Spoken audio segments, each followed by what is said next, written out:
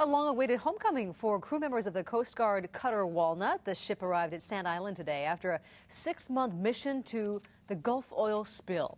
New tonight at 10, KITV4's Dick Allgaier joins us with more on a crew that is glad to be back in Hawaii. Dick? It was a long, dirty, oil-soaked deployment for them. Coast Guard officials say they believe this may have been the longest deployment ever of a Coast Guard buoy tender. The Coast Guard cutter Walnut pulled into the pier at Sand Island Coast Guard Base this afternoon. A fireboat welcomed the ship home with streams of water. The crew had been away for 173 days. They had to leave suddenly in May with only 2 days warning after the Deepwater Horizon oil disaster in the Gulf of Mexico. Officials say the crew worked long, hot days soaked in oil, using a new system to skim messy oil from the Gulf spill. The Coast Guard says the Walnut mopped up 270,000 gallons of oil. And this crew behind me demonstrated the best of what the Coast Guard does. Short notice, responded to incidents.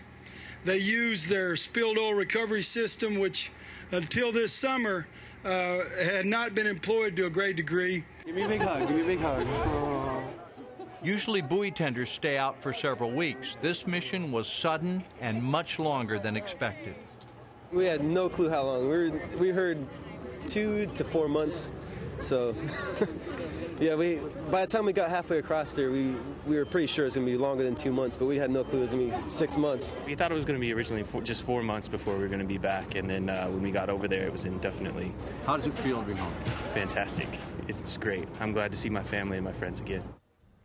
And Coast Guard officials say on the way to the Gulf, the ship chased down a drug smuggling boat off the coast of Central America and confiscated 300 pounds of cocaine. Laura and Paula? Busy crew. Wow, quite a sacrifice, too, for them and their families. Goodness.